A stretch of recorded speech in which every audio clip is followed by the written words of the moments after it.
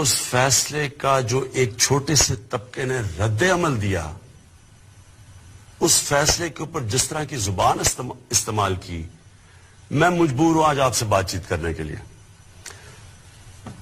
دیکھیں، پہلے ایک چیز سمجھ جائیں کہ پاکستان وہ ملک ہے جو دنیا کی تاریخ کا واحد ملک ہے جو مدینہ کی ریاست کے بعد اسلام کے نام پہ بنا ہے. اسلام کے نام پہ بننے کا مطلب یہ ہے کہ پاکستان کا کوئی قانون قرآن اور سنہ کے خلاف نہیں جا سکتا. تو جو ججز نے فیصلہ دیا ہے وہ آئین کے مطابق دیا، اور پاکستان کا آئین قرآن اور سنہ کے تابع ہے.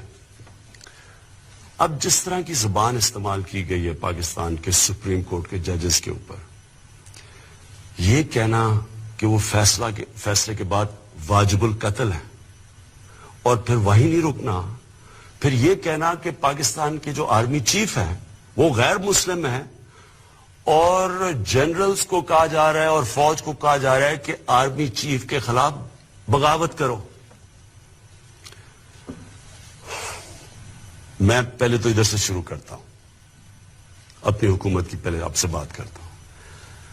دیکھیں، میں بار بار یہ کہہ بیٹھا ہوں کہ پاکستان انشاءاللہ جب ایک عظیم ملک بنے گا تو وہ مدینہ کی جو ریاست کے جو اصول تھے ان پہ چل کے بنے گا.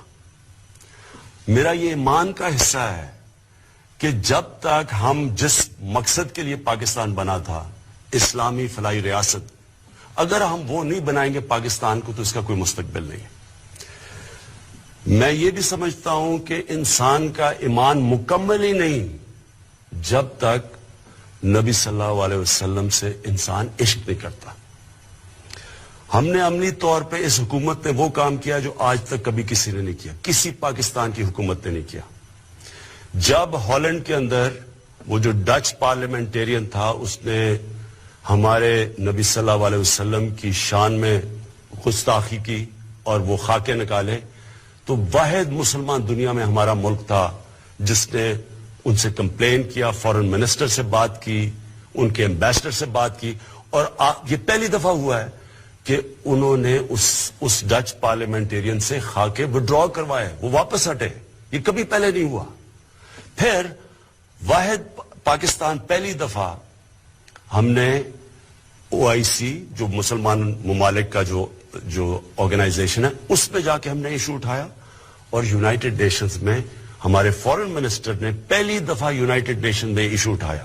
اس کا نتیجہ کیا ہوا کہ European court of human rights اس نے پہلی دفعہ فیصلہ کیا کہ نبی صلی اللہ علیہ وسلم کی شان میں گستاخی کرنا آزادی رائے میں نہیں آتا.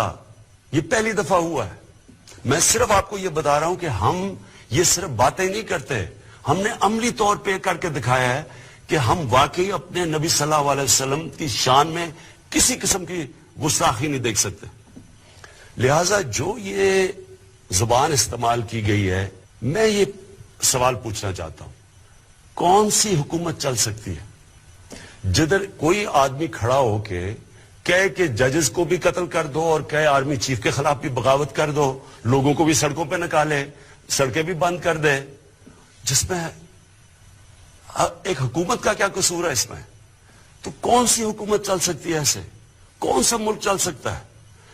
آگے ہم اتنے مشکل معاشی بحران سے نکل رہے ہیں. میں اور میری جو کیبنٹ ہے، میں آپ کو یہ بتاؤں کہ ہم نے ایک دن کی ابھی تک چھٹی نہیں لی.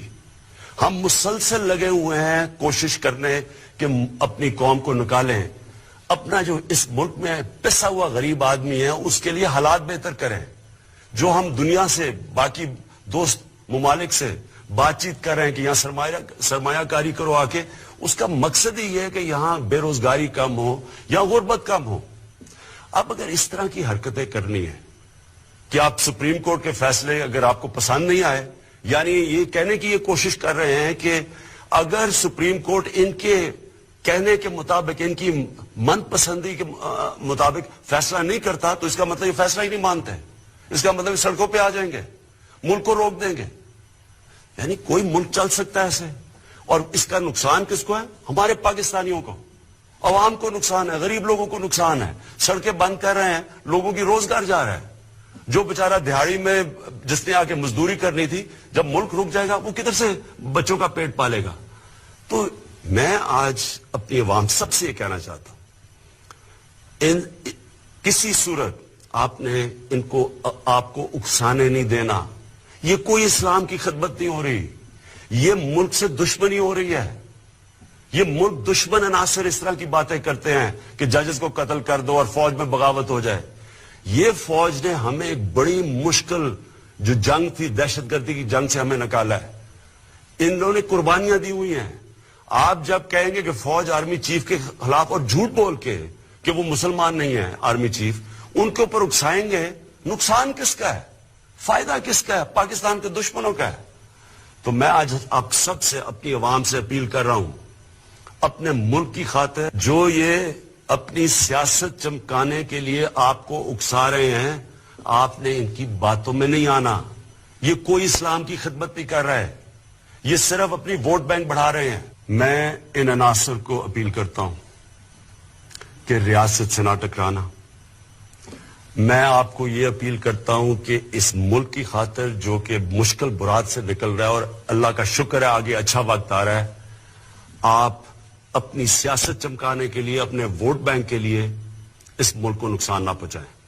اگر آپ یہ کریں گے, میں آپ کو یہ واضح کر دوں کہ ریاست اپنی ذمہ داری پوری. ان کے ایمبیسڈر سے بات کی, اور یہ پہلی دفعہ ہوا ہے کہ انہوں نے اس ڈچ پارلیمنٹیرین سے خاکے وڈرا کروائے, وہ واپس ہٹے. یہ کبھی پہلے نہیں ہوا. پھر واحد پاکستان, پہلی دفعہ ہم نے OIC جو مسلمان ممالک کا جو آرگنائزیشن ہے, اس پہ جا کے ہم نے ایشو اٹھایا, اور یونائٹڈ نیشنز میں ہمارے فارن منسٹر نے پہلی دفعہ یونائٹڈ نیشن میں ایشو اٹھایا. اس کا نتیجہ کیا ہوا کہ European court of human rights, اس نے پہلی دفعہ فیصلہ کیا کہ نبی صلی اللہ علیہ وسلم کی شان میں گستاخی کرنا آزادی رائے میں نہیں آتا. یہ پہلی دفعہ ہوا ہے. میں صرف آپ کو یہ بتا رہا ہوں کہ ہم یہ صرف باتیں نہیں کرتے, ہم نے عملی طور پہ کر کے دکھایا ہے کہ ہم واقعی اپنے نبی صلی اللہ علیہ وسلم کی شان میں کسی قسم کی گستاخی نہیں دیکھ سکتے.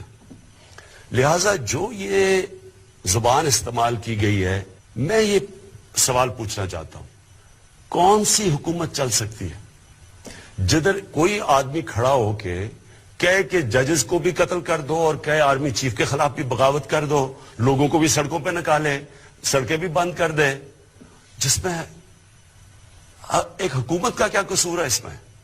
تو کون سی حکومت چل سکتی ہے ایسے؟ کون سا ملک چل سکتا ہے؟ آگے ہم اتنے مشکل معاشی بحران سے نکل رہے ہیں.